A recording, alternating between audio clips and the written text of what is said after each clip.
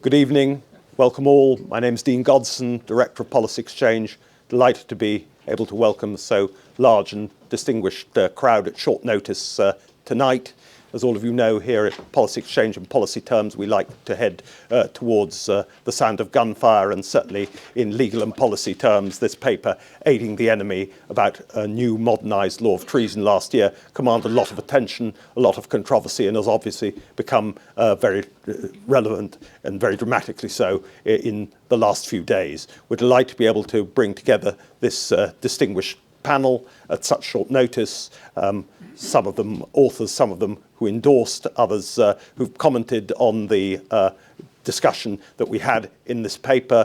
They'll be speaking for 4 to 5 minutes each, and then we'll throw it open to questions. Intended closing time at 7:30, which we will stick to very rigorously. So my great pleasure to call upon Lord Evans of Weardale, a former Director General of the Security Service who endorsed this paper last year, to offer his thoughts for a few minutes on the where we are in the present debate. And as I say, all of our panelists will answer questions. No question too outrageous. You just have to state your name and organisation before you present the particular question at hand.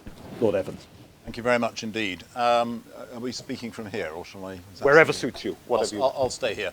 Well, thank you very much indeed for the opportunity to speak on this subject. I think the trouble with treason is that it resonates in a strange way, because it seems to be associated with medieval horrors and cuckolding the king and all that sort of thing, and with the death sentence, and therefore we have a vision of treason as being something old-fashioned and irrelevant to the current world.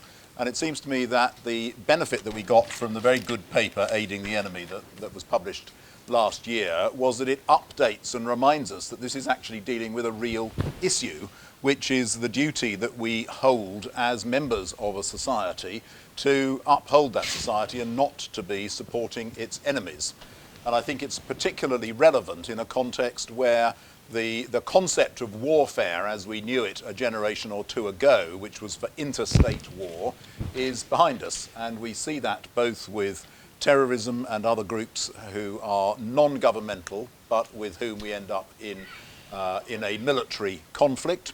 And we also see it in the whole development of the doctrine around the concept of hybrid warfare, which deliberately seeks to ensure that the clear line between war and peace is blurred, and exploits the ambiguity of when a war has been declared in order to gain advantage. And we've seen that very clearly displayed in conflicts such as that in Ukraine over the last 2 or 3 years. And in that context, your loyalties are important, but they're not as clear as they have traditionally been in the context of an interstate war which has been formally declared.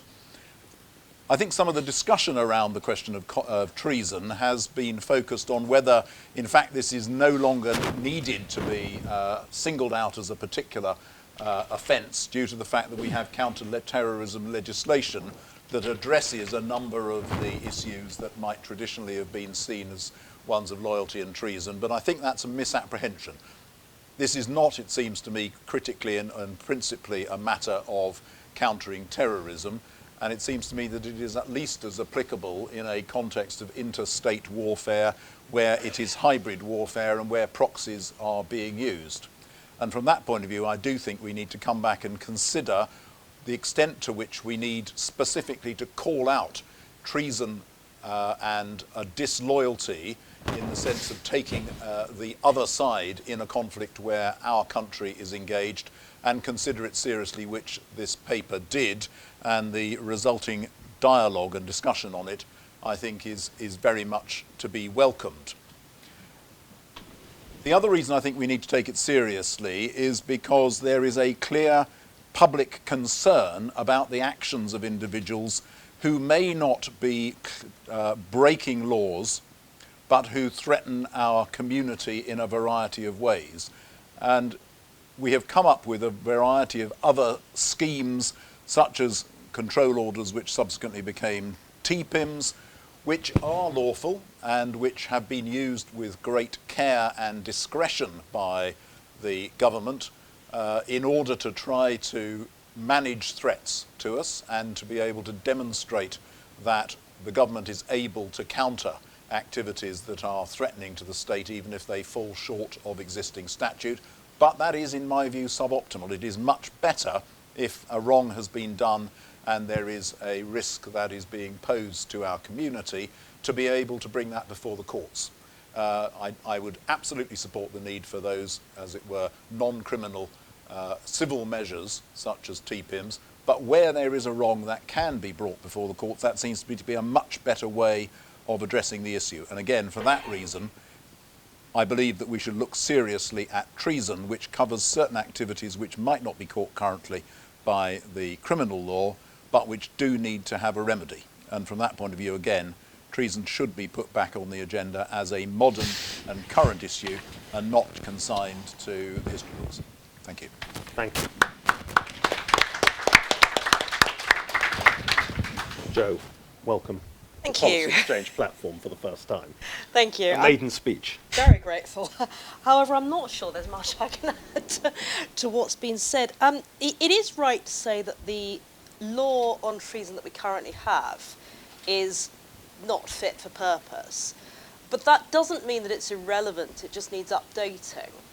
It dates back to the reign of Edward III, and I think that the reason that it is never used is that a wise prosecutor will always charge an offence that is simple for the jury to understand, that can easily be proved, that doesn't require them to interpret 14th century language with no case law, so that we don't understand what things mean. So it is safer, it always has been safer to charge under the terrorism legislation. But that doesn't mean that the law on treason couldn't be updated, put in modern language, and I think the advantage of it would be, firstly, it could address the sentencing regime, because actually sentences for many terrorism offences are surprisingly low. But secondly, it would adequately recognise the aggravation that exists when a person who owes a duty to this country of allegiance breaches that duty, because of course anyone can commit an offence of terrorism, whether they owe a duty of allegiance to the UK or not. But only a person who did owe a duty of allegiance could commit an offence of treason, and it would have a purpose in addressing that specific breach that the terrorism laws do not at the moment, and even on the sentencing guidelines I can't see an aggravation in that. So there's a lot to be said for updating the law on terrorism and giving us a modern treason and giving us a modern alternative. Thank you. Thank you. Lord Judge. I've come to be informed, not to preach, but the Treason Act 1351, or is it 1352, summarises my real concern.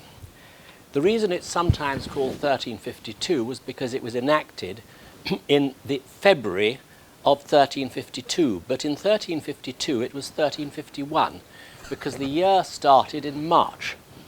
Now, if you grasp that, you grasp why I think that the law of treason is a relic from medieval times and it should be repealed. Just to give you a for instance, if, among other things, compassing the king's death was treason. Certainly in Tudor times, compassing the king's death was treated as treason. That's thinking about it. Of course, you don't know, nobody knows what you think, but when you speak about it, talking about the succession was treason. Well, I'm sorry to say that, but I suspect everybody in this room has been guilty of treason as viewed in Tudor times, because we all have to reflect on what is going to happen when Her Majesty dies. If you violated the king's eldest daughter, that was treason as well as rape. But if you violated his second, third, fourth, or fifth daughters, that was rape but not treason. I say was. This is the law today.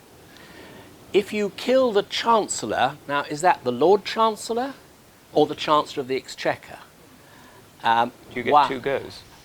you might want them. If Sorry. you do that, that is treason if you get the right one, or might it be the Prime Minister because she is, after all, First Lord of the Treasury? Now, this is absurd. And I have an antipathy to laws existing which are unintelligible to a modern world and unenforceable. And they're totally unenforceable, and perhaps the best illustration I can give you of that is when war broke out with Germany, we had to have a new law. Now, why? I don't know, I've not bothered to look into it. Parliament decided that the Treason Act of 1351 or 2 wasn't appropriate, because it wasn't, so we had the Treachery Act.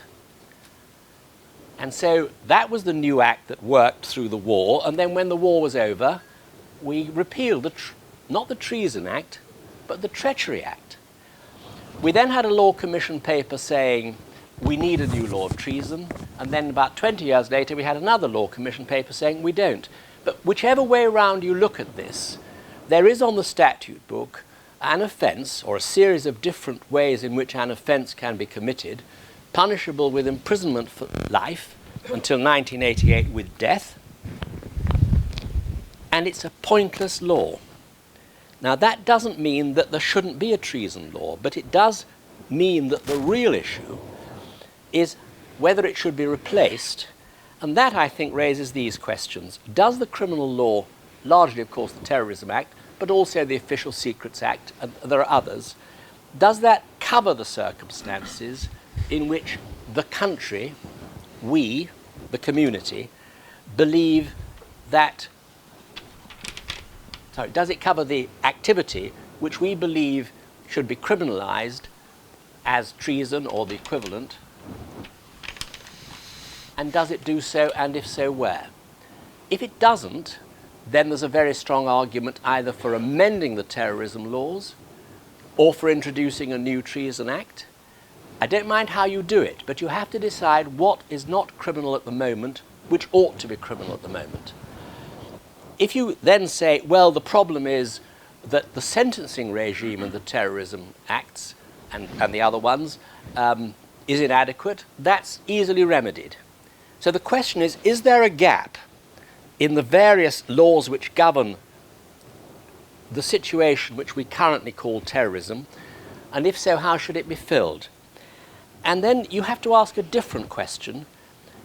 Treason is a very emotive word, and it's easy to generate enthusiasm based on emotion. Is there a societal value in having a criminal offence involving betrayal of one's country? I'm not going to go through all the manifestations it might take, but is there a societal value in having such an offence at the extreme end, which you call treason? There may be.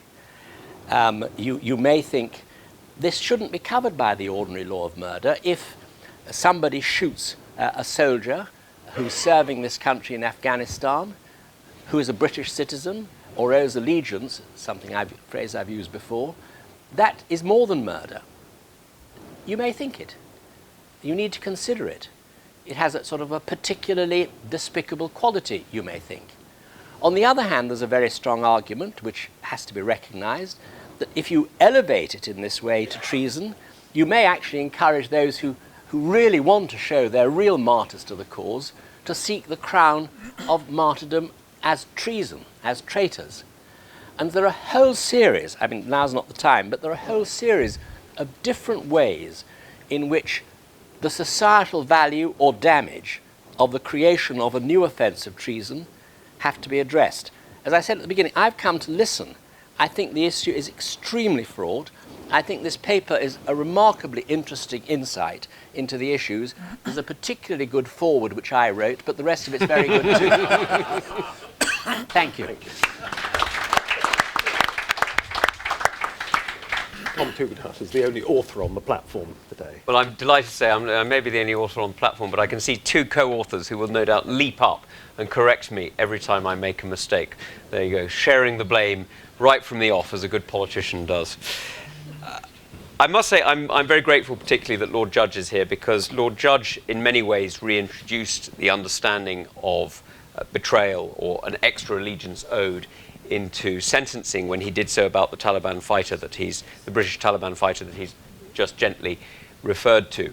And I think that touches on an aspect of treason that I think we recognise and very tragically has come to the fore in the last few days when thinking about various individuals who have given an oath of allegiance or at least indicated that they might have done into foreign military units or hostile elements, such as we've heard about Shamima Begum and the Islamic State.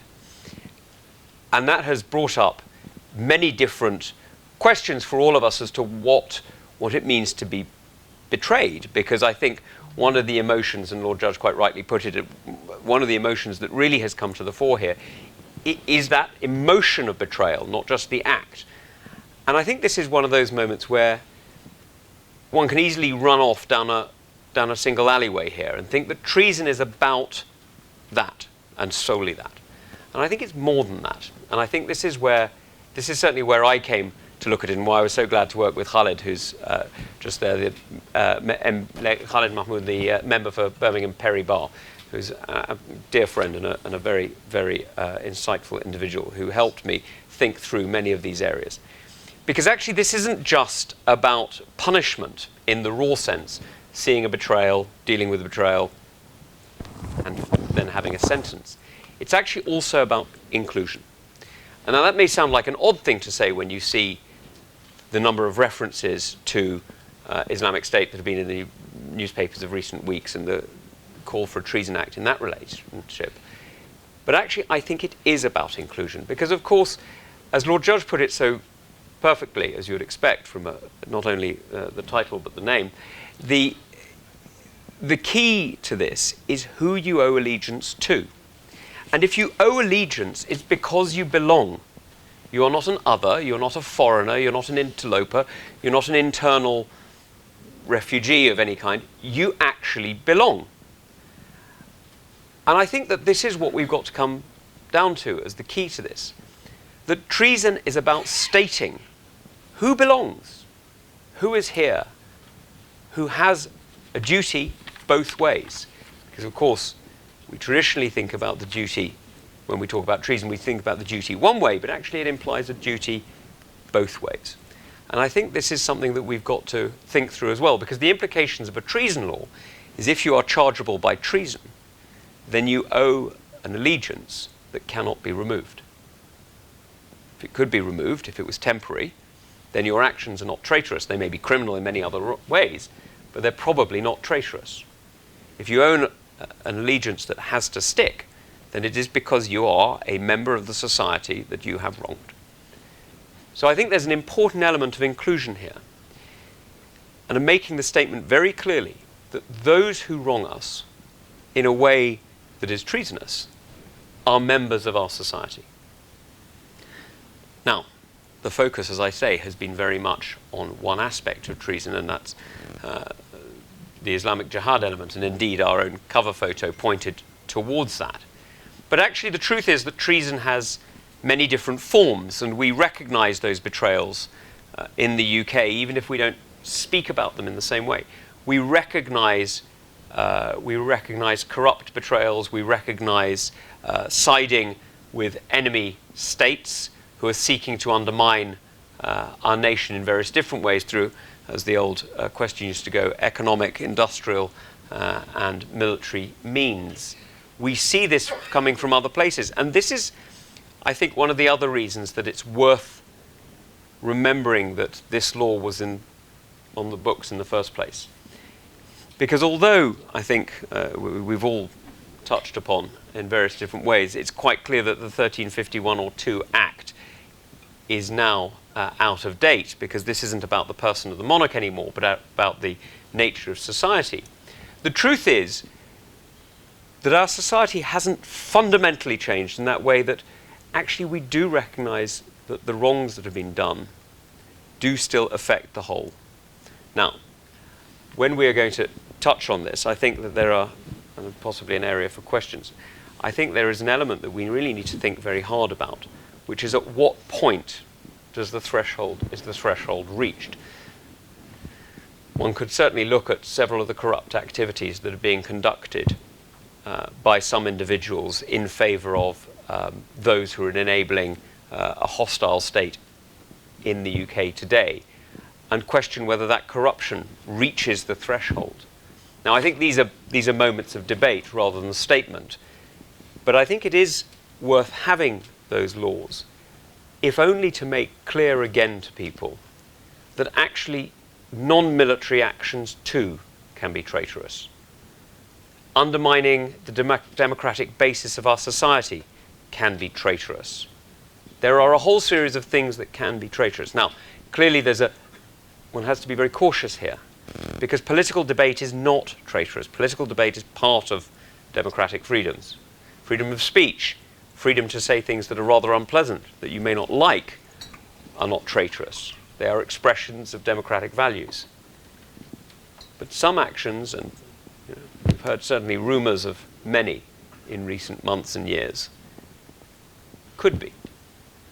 And I think it's worth pointing out that this act, were it to come about, would not simply be focused on one element, but could in fact include others. And so I think it's worth thinking very hard about what an act of treason says about not only who we are as a community in all our many different forms, who owe allegiance to each other and to our whole, but who we are as people in a world that is using many non-traditional means to attack various of the things that we hold extremely dear, not least our freedoms and our democratic practices, and how indeed we should be ready to defend them. Thank you.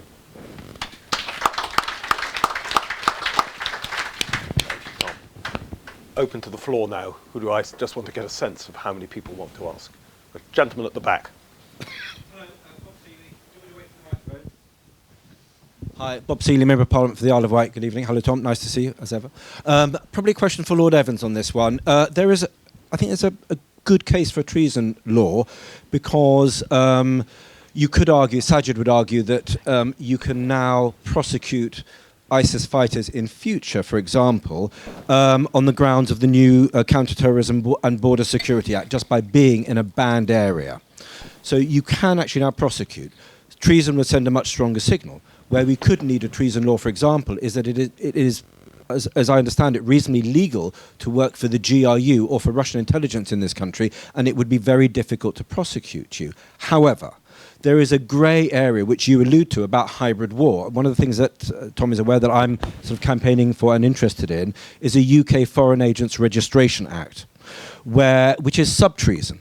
But if you work for Putin, if you work for his cronies, whatever you do, you have to register in the same way that Australia has a transparency law, that the United States has had the Foreign Agents Registration Act since the 1930s. So you identify actors working on behalf of foreign governments, friendly or adversarial, in this country. To where does that fit in part of the conversation over treason more generally, do you think? Jonathan. I think there is a big problem, or a pretty significant problem, which is that our Official Secrets Act legislation, which I guess people would generally turn to when they're concerned about hostile intelligence activity, is quite narrowly drafted and probably needs reform itself. So it is quite difficult to catch somebody in that. It's if you're a public official and you're taking government documents and sending them to an embassy or something, then that's pretty clear. But there's an awful lot of things that fall below that level which would not be caught like that.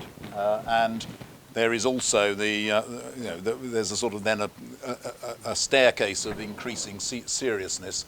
Or decreasing seriousness, depending on your perspective, which kind of you look and think this is actually contrary to the public good. It is, in a sense, disloyal to the country that we live in, but it is not currently caught.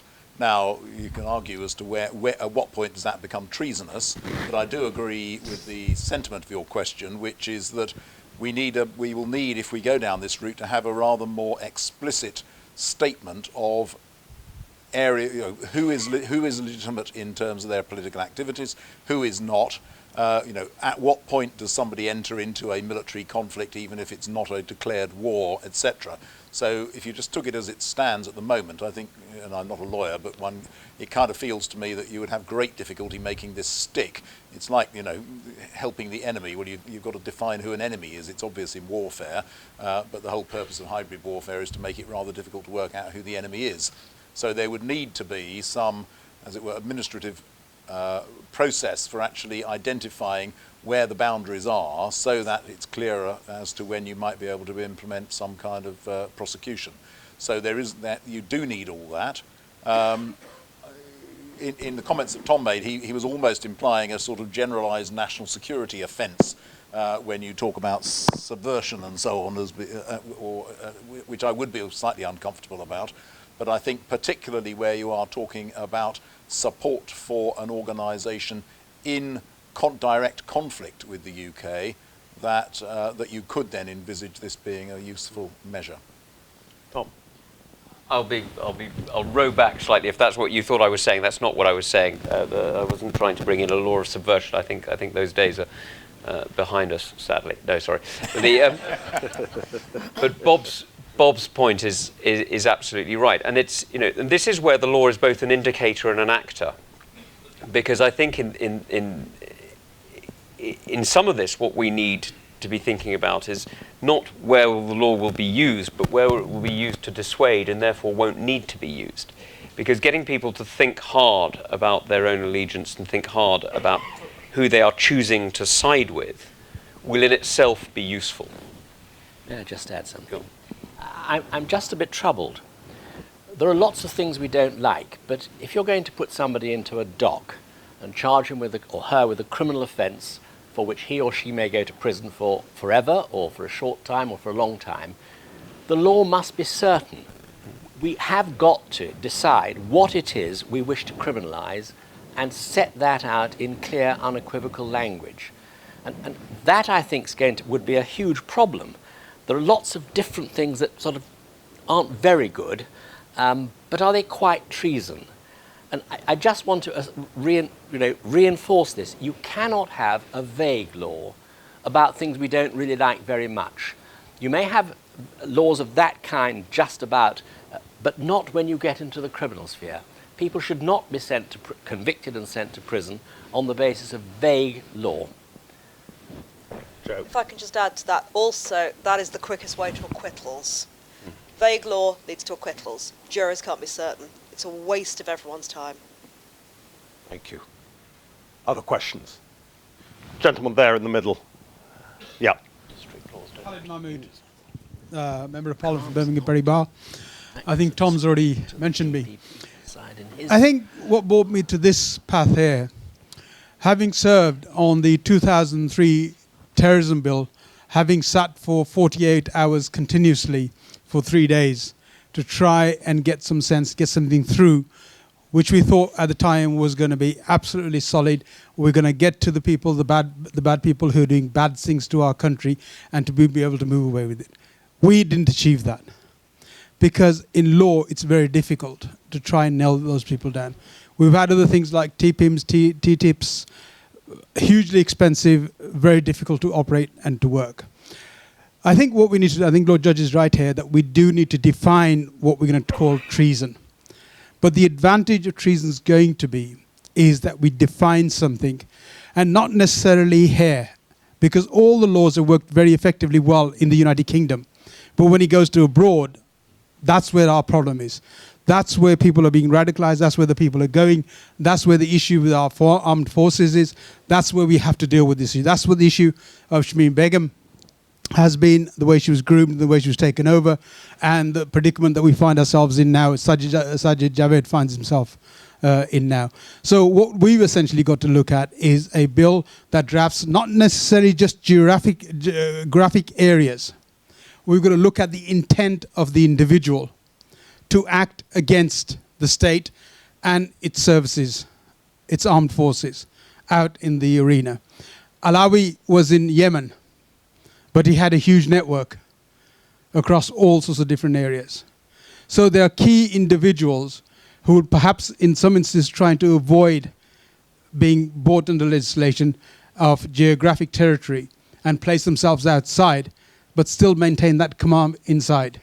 So I think you're quite right, Lord Judge, because we do have to define what it is. And I think we need to sit down and look at this properly, because the current legislation that we have in terrorism, the 1719 bill that Bob refers to, it doesn't cover what we want it to cover. And that's the problem, is that it doesn't deal with that, especially when you go overseas to deal with it. And that is the only way. I think treason will give you a limit to bring people in, to use intelligence, to get intelligence off them, and then deal with the consequence of what the case was. So you need something that is clear, defined, of what they were doing in the theatre, wherever they were, in whichever region they were. So that's why I think it's important to do that. Thank you. Thank you. Lord Judge. Well, I rather think the questioner, if that was a question, agreed with me. It's very simple. You've got to be certain. Tom raised, when he addressed you, you wouldn't necessarily have to prosecute. Now, that really would trouble me.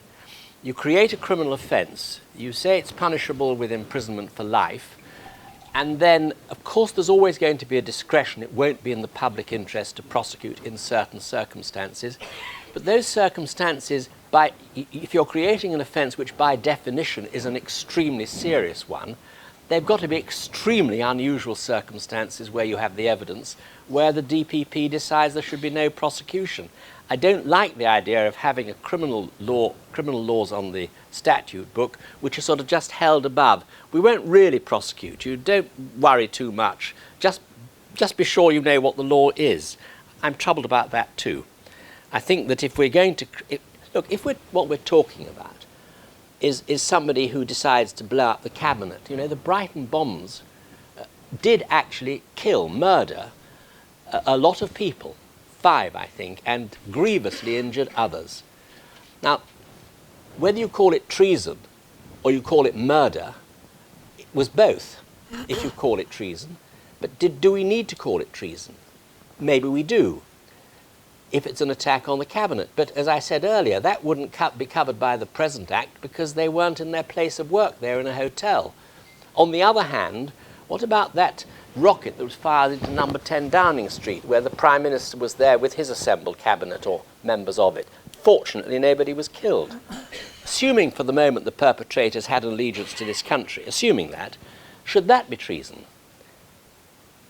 Or should it just be the ordinary law of what? Causing explosions? One's got to be very careful, though, to say, for example, the law that we propose will cover those who attack, those with allegiance to this country, who attack British soldiers who are serving their country abroad. It's unusual for the law to extend to offences committed abroad. We'd have to decide that. We'd have to decide where the evidence would be found. So all I'm saying is, I agree with the last speaker, the need for us not to emote about this, but to sit down very calmly and decide what should be counted, if we're going to have an offence of treason, as this new, please don't misunderstand me, this new, very much more serious offence. I mean, murder is usually a desperately serious offence, but this we're saying is a plus. It's murder plus in these circumstances, and that makes it treason.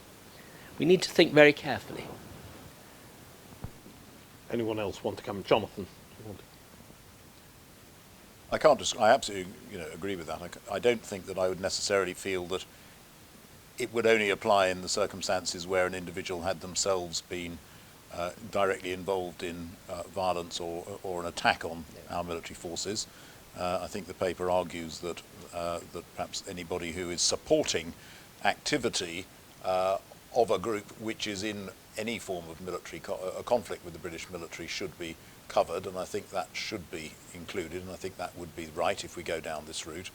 And I repeat that I don't think we should see this solely in terms of a sort of a surrogate for terrorism legislation that we can't quite make to fit.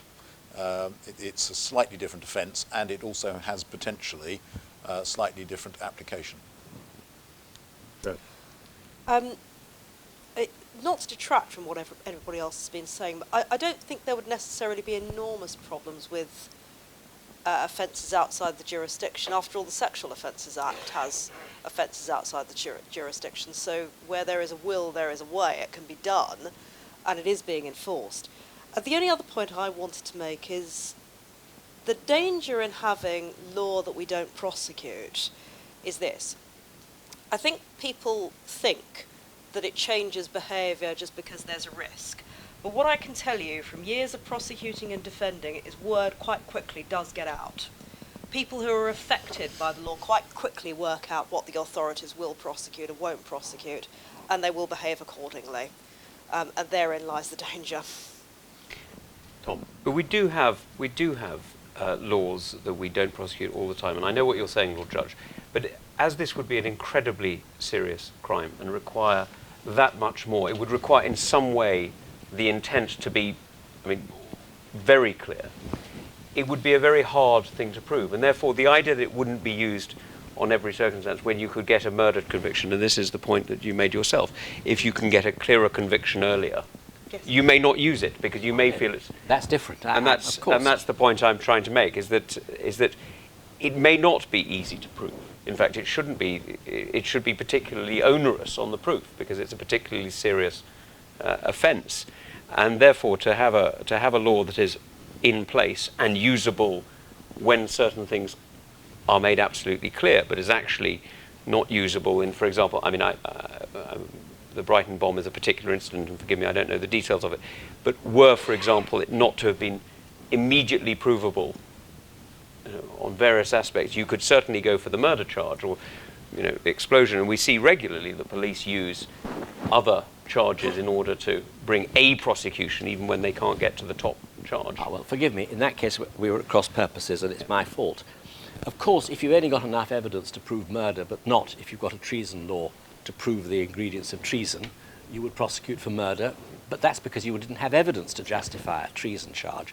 But if you have evidence to justify a treason charge, then you would have to charge it in almost all circumstances. If you had the evidence. If you have the evidence, yes. But you're also you're asking for an extra bit, and yes, as you say, it's murder plus. Yeah, no, I think we're at cross purpose. I don't think we are. Gentleman there. Yeah. Thank you. Richard Ekins, University of Oxford and Policy Exchange, and one of Tom's co-authors. Thank you all very much for intelligent comments on the work and on the idea. Just to touch on one or two, if I may. I agree with Joe that it's definitely true that prosecutors will choose the safe grounds for prosecution, quite rightly. They don't want to waste public time and money, and so they're not going to choose treason. It's clearly a dead letter, notwithstanding that it's still in the statute book, because the elements of the law are confused and conflicted, and that's why it needs to be overhauled if we're going to have a workable law, rather than simply a distraction.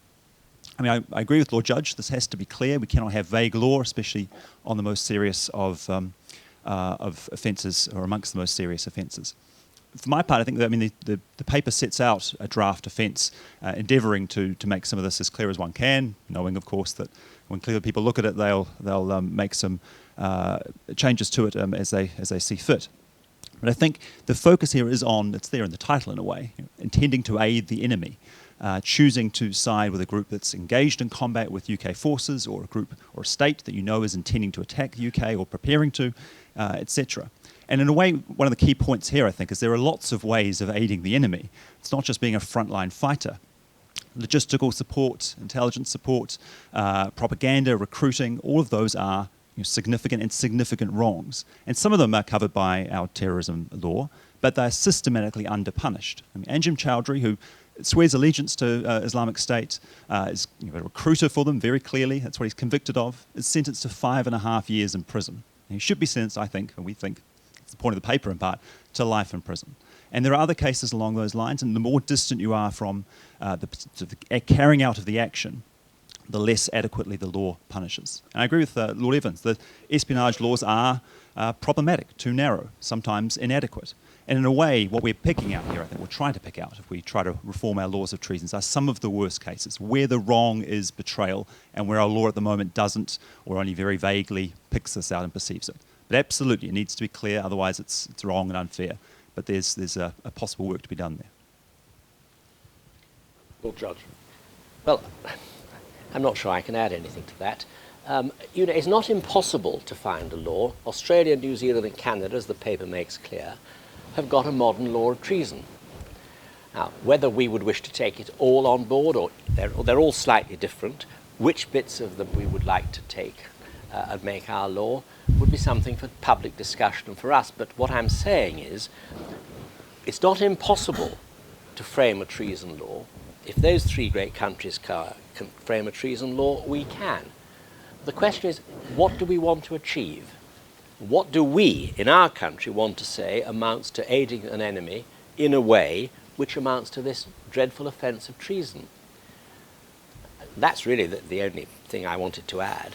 I think, please can we identify which offences that we would like to be offences called treason are not in fact already covered by the criminal law? They're the ones, they're the gaps. If there are gaps, they should be filled. Should they be filled by amending the terrorism, etc. legislation, which could be done? Or should they be filled by repealing the 1351 Act and introducing a new treason law? And as to sentence, I mean, you've raised the point, Richard. Yes, sentence levels can always be increased. You don't need to change an offence to increase the level of sentence. That's done by Parliament frequently. When I started, death by dangerous driving was 2 years. Then it became 5, then it became 10, now it's 14. And people who say it should be a life sentence. This happens. There's not a problem with that. I think the problem is deciding what we want, how we want to update the law and how we're going to fill the gaps that we, and that of course includes everybody in this room, perceive to exist. Richard, did you want to come back on that? I will maybe just so far. Oh, thank you. I mean, I agree with much of that, but in a sense, we're trying that strategy as it is, which is periodically increasing sentencing levels for terrorism. And in a way, it's too general, I think, because the law is not, as it stands, with rare exceptions, part of which we owe to your earlier judgment, doesn't pick out this wrong, the wrong of betrayal, the wrong of siding with the enemy, the wrong of taking action that's connected to enemy action. It doesn't pick that out, doesn't mark it as wrong. So we're approaching this indirectly. You see that, I think, in a way with the recent Counterterrorism and Border Security Act, which is, I mean, introduces a new offence, might well be a useful addition to the armoury. But again, it's sort of indirect. It knows there's a problem here, a central problem, but it doesn't go for it and pick out the particular wrong in question. And there is a problem, I think, in just raising, and we probably will raise sentences more generally, but in a way, that introduces a problem of its own, which is we're raising sentencing levels across the board, and they'll apply across the board without focusing on the worst of these cases where there is a treasonous element. That's the suggestion is that an offence that is fixed on a sentence will mark that out more directly. I'm sorry, I'm talking too much, but it's not beyond the wit of Parliament, even in these troubled times, to say that the sentence for this offence will increase from, for the sake of argument, 10 years to 14 years. Maybe not your house. But also introduce within the legislation, as it has, for example, in relation to the offence of murder, different categories, and one category could be, at the very top end, aiding an enemy or betraying allegiance. I mean, and that would be a minimum of X, a starting point of X. It's not difficult to deal with that. And if that's the problem, I think it's relatively easily manageable. So Tom McNally wanted to say something. He's back there. Anyone else want to come in from the panel? Good. Gentleman there, behind. There, next to you. Dozen Bone. I'm have an association with the IISS. My question really is whether there's a danger of creating a sort of political crime. And my thoughts go back to the 1970s when I was involved in various guises in Northern Ireland, where terrorists who'd been convicted had a special political status. That had to eventually be taken away, which led to dirty protests and Bobby Sands and all of that. And so my question is whether there's, and I mean the government's response, so the government eventually tumbled to the fact that what you needed was to treat terrorists as criminals, and they should be subject to the criminal law in the normal way, and you might need to create new criminal offences. But there was a real danger in, as it were, taking account, or taking too much account, of political motivation. And I just wonder whether there's a danger, and I think Lord Judge sort of maybe kind of edged towards that, whether there's a danger of creating, as it were, a political offence rather than just a criminal offence. Well, that's why I said we've got to be careful to keep the emotion out of this, because it's very easy to get carried away with the emotion of it. But I don't know. I mean, I'm not sure that you can argue about what the problem was in Northern Ireland, and a lot of it was the prison regime, which pandered to the suggestion that these people were not ordinary criminals; they were in some way special cases. Whereas, there should never have been those kind of arrangements within the prisons, in my view, and it was a disaster in all sorts of ways, and created as many problems, as we all know. So from that point of view, we clearly don't want to go back in that direction, but as you said, the response to that was to make these things crimes and then just prosecute them as crimes. And I think what is being proposed here, not proposed by me because I wasn't involved with the process, but my understanding is what is being suggested is yes, there needs to be a crime here, in which case it should then be prosecuted in the normal way with normal rules of evidence. If we're going to do it, it doesn't seem to me that we ought to have particularly high standards of evidence. We should have the standard of evidence for crime, because we're saying this is a crime, you've committed it, here are the facts, and defend yourself. Anyone else want to come in? Gentleman there in the middle.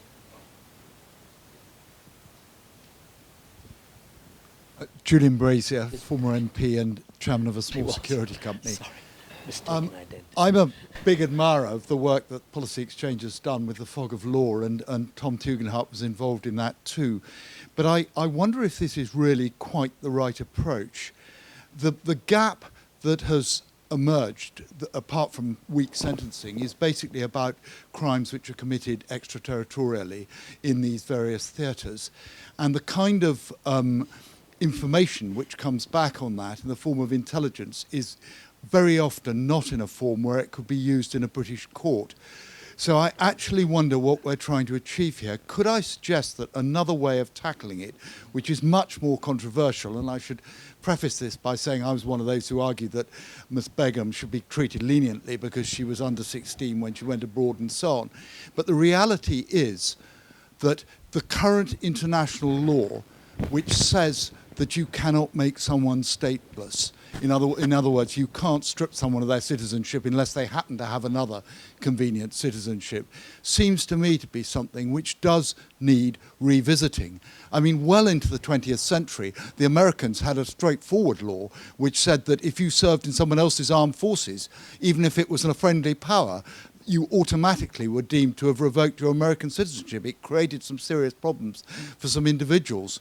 It seems to me that's what needs revisiting if we want to address the very cogent points which Tom addressed in terms of membership. If citizenship is to mean something more than yet another set of legal rights, if it is actually to mean something in terms of belonging, then there must come a point where somebody can be stripped, and it has to be a decision by the executive, not by a judicial process, not least because that same intelligence is leading the executive deciding to kill people in Afghanistan in recent times, whether by drone strike or whatever. A controversial thought. Julian is an old and dear friend, but I don't agree with you, I'm afraid. I don't agree with you for several reasons. One, we didn't, first of all, just a point of fact, we didn't kill in Afghanistan by a whim of the executive, but under a legal authority granted by the United Nations and under the rules of engagement provided by Act of Parliament and in accordance with the legal advice given at the time. In fact, one of the things that Fog of Law is complaining about is the depth of that legal advice. The second thing is about statelessness. The problem with statelessness is you end up creating outlaws, and one of the things about outlaws is they always end up causing trouble back. I mean, King John learnt that pretty effectively, but from a little bit before the Treason Act, but only a few years before the Treason Act. I think and third, and perhaps the most important point is, I think it's a denial of the truth. The truth is that some of these people who have gone to the Islamic State have been brought up and raised here, who've been educated, have had, all the luxuries of UK society, they've been part of it. They've benefited to it. Sometimes they've contributed to it if they're old enough. And so this is a specific act of betrayal that is not the same as choosing another side. And I think that's the key point. It's not that you've chosen another side and that's okay and you can swap teams. It's that the very fact that you have chosen another side is a wrong to those who have protected and supported you. Now, I mean, Lord Judge and Richard have explored various ideas as to where the line may lie and whether you increase sentencing or change a law or introduce a law or add something onto the espionage bill that is, and I see the Home Secretary's Special Advisor, the espionage bill that's coming forward in a couple of months' time, maybe an opportunity to add something. I mean, there are various arguments as to how you might do it, but I think the fundamental point is that this isn't, you're not just swapping team shirts, you're scoring goals against your own side.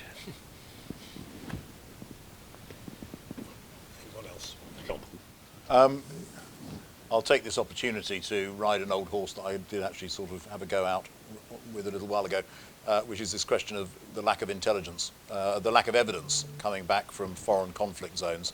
It seems to me that one way of addressing that is to say that anybody who says, look, I have realised the sort of error of my ways and I wish now to come back and reintegrate into society, should be required to demonstrate that by giving evidence about the people with whom they were previously associating, so as to then create some evidence. Now, there's an immediate defence to that, which is, oh, well, this person is only doing this because they need to try and get back into the country. But never, and obviously evidence all has to be tested, but it does seem to me that if we are going to allow people to come back and to reintegrate having been in those environments, that a sensible test would be to say, well, are you in that case willing to give evidence against those people with whom you were previously associating? And that might at least go some way towards closing the evidence gap so that we can prosecute more effectively.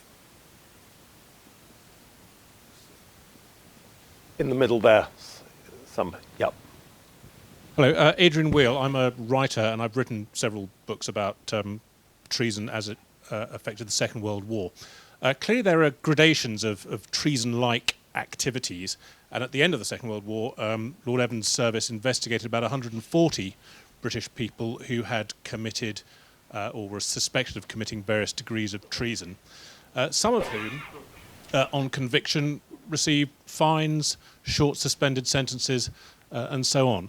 If we're going to convict people for high treason and sentence them to life imprisonment, then we're putting a sort of a hammer blow on people who might have done quite small acts, which are iniquitous and shouldn't have taken place, shouldn't have been done, but are nevertheless not meriting a life sentence. I don't think the paper suggests that on conviction of a minor offence of, again, we're calling it treason, as I say, it's a word you're all putting into my mouth, but a minor act of betrayal, I don't think anybody would suggest there's an automatic life sentence. I don't think anybody in the paper suggests that, and I'm certainly not. Obviously, the punishment has to fit the crime. The point about increasing the sentences is to acknowledge that actually this offence can be more serious and require heavier punishment than the law allows at the moment. I think that's really the point that needs to be made. I think that's absolutely right, and indeed it's true that some people who were almost certainly guilty of treason were given knighthoods in order to cover up their crimes. Thank you. I'm just trying to see who else is trying to. Another hand there in the middle. Yeah.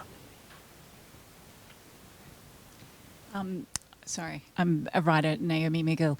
I wanted to ask in terms of future-proofing, I don't know whether you caught the article that Malcolm Turnbull had discussing technology and in terms of treason. So I come from a place, the same place as Malcolm Turnbull. I also was the first woman to actually go on site to Huawei, and I was one of the first women that ever validated their billing systems for a Nepal telecom system. Now, America, Australia, and various different other countries have decided that this technology is treasonous. So where would that fall in this law, in the choices that one country makes that could put security of forces in different countries at risk by the choices of technology? I'll take the last few questions as a clutch. Gentleman there, you're next to Alex, there, just in front. Hi, Jamie McIntosh, UCL. Just teasing out again for the purpose of avoiding vagueness. I'm glad to hear that people were not conflating the conduct of war or acts preparatory to war with combat. That's kind of helpful. So we've addressed in some ways political warfare. I want to come to economic warfare, and then a very straight question. At which point does financial corruption blurring to scoring goals for the other team that actually amounts to economic warfare? Just seeing one gentleman there. Skander Keynes, CT Group. I definitely appreciate there's a good in and of itself of picking out the wrong of treason, but I've also been thinking that there's another side of this discussion which is addressing one of the issues that came up in the Shamim Begum case, which is a massive lack of trust amongst the public of the laws as they currently are to adequately deal with these individuals. So there's one possibility of we could have a new law to try and catch that, and we've got to work out, as we've discussed, how it doesn't affect other things. There's also been talk about increasing sentencing on current laws. But I mean, the lack of trust still stands, and I don't know necessarily whether a new law would address that, because I think there are other factors as well that have led to that lack of trust, be they, and while on the one hand the inability to prosecute because of lack of information and the nature of intelligence might be one thing, I think that concerns around human rights and the unfortunate fact that human rights has become a bit of a dirty word in large parts of our country. And I don't know whether actually we need to, while this debate is important, also have another debate to regain public trust in human rights legislation and the overall rule of law and our ability to prosecute criminals. Thank you. One final question there at the back, gentleman there. Thanks a lot. Sam Alvis from the Institute for Global Change. I'm interested in how you see the treason law interacting with our current de-radicalisation programmes. I'm thinking one example of in Indonesia, to curtail sentences for convicted terrorists, they ask for a pledge of allegiance to state values and the ideology of Indonesia, and whether you see that a renewed pledge of allegiance being a condition of rehabilitation following treason. Thank you. I go from left to... on that, sorry, from me first, yeah? Yeah. On that last point, I mean, well, anybody can sort of, declare as much as they like. That doesn't actually demonstrate very much necessarily. I'm always slightly cautious about some de-radicalisation successes. I was talking last week to a very senior Malaysian police officer who said they have a 98% success rate on de-radicalising, and I thought, gosh, that's pretty good then. They all survive, do they? Because I think certainly in this, certainly in Western countries, it's very difficult to be confident, and the hit rate's not as great as it might be. So I'm really not sure on that. On the Malcolm Turnbull point, I don't think Huawei. I mean, whatever the facts are about Huawei technology, I don't think that this would be something that would be treasonous, because if you were a British company run by British people deliberately kind of, using it to undermine our defence capabilities or something, that might sort of move towards treasonous, but this is a Chinese company selling its product, so it may or may not be a security risk, but I don't think it sort of falls within the area of treason. Seems to me to, there may well be, there are indeed some security questions around it, but it's a sort of different sort of security question from the one that we're considering here. I wouldn't want to monopolise all the answers, so I'll leave the difficult ones to my colleagues. Thank you. There's not a very great deal I can say, except that I accept your point about the Human Rights Act. it does cause lots of difficulties and deliver lots of benefits. One of the things it would do is protect freedom of speech. And we would need to be very careful about what an offence of treason encompasses, because people have to be free to criticise and question and protest. That's part of a fundamental right that every citizen has. But I think the Human Rights Act would protect that. Lord Judge. Well, that, I think, leaves this business of public anxiety. Well, there is a problem about public disillusionment with our political processes, and you only have to look at Brexit to realise that.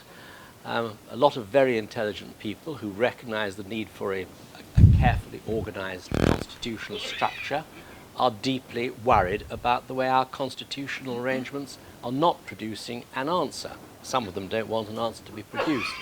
But I think we've got to be very careful about public opinion. Take the young woman, Begum. I've heard very powerful arguments in favour of what the Secretary of State did, and I respect them, and I've heard very powerful arguments in favour of the opposite view. Banishment is a medieval punishment. Now, that's not public disillusionment. People can say that the government's no good because it's doing this or not doing that, but actually it's reflecting a general concern in the community in which sensible people take diametrically opposed views, and we have to be very careful not to regard that as disillusionment. The issue about whether prisoners should have voting rights or not, which went on and on and on. I can see very strong arguments in favour of them not having rights, and I can see very strong arguments in favour of them having rights. So again, we've just got to be careful. We actually need to encourage public discussion and public disagreement. And if that causes people to be upset because they don't agree with the view that's being expressed, well, they've got to learn to grow up. Freedom of speech means listening to views you don't like. Tom. So you left me with Jamie and economic crimes. Okay. Look, I think you raised some fair questions. I think it's... Look, you've got to be specifically helping the enemy in our terms. I mean, it's not just if you're a bit corrupt and a bit dodgy and you take a few backhanders. I mean, it's got to be, the normal laws on corruption can get you for that. But the point that we raise, and Richard put it very well, is that there is more to betrayal than actually shooting the crown. There is the intelligence gathering, the logistics preparation, and so on and so on.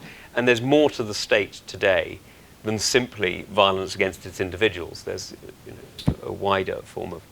Now, the debate really has to come in here. At what point, and this is a question for many different walks of life, even if it's not treasonous, actually, is at what point does enabling business become money laundering? At what point does, extension of the rule of law by some questionable legal entities become whitewashing crime?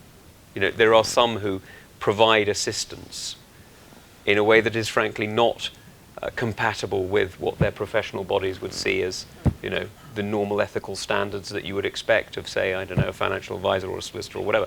Now, there are many of those that are already captured by crimes, by those professional bodies, or that actually become crimes in a sort of formal sense rather than simply disciplinary offences. But I think you've got to be very cautious before you take sort of financial crimes which are really corruption and state that they're treason. But contrast that with something like assisting the enemy, deliberately assisting the enemy to flood the market with forwarded currency, causing the currency to collapse. That arguably would comply. Might be difficult to prove, but it's in a different remit to being a bit fraudulent, a bit fly, and creaming off money. Thank you. Before winding things up, just want to say a particular word of thanks to Richard Ekins, our brilliant head of our Judicial Power Unit, for co-authorship and organisation of this event. Thank all our fantastic panellists for making it such short notice. We will be back. We will continue to play a part in this and other important issues. Come back again. Thank you.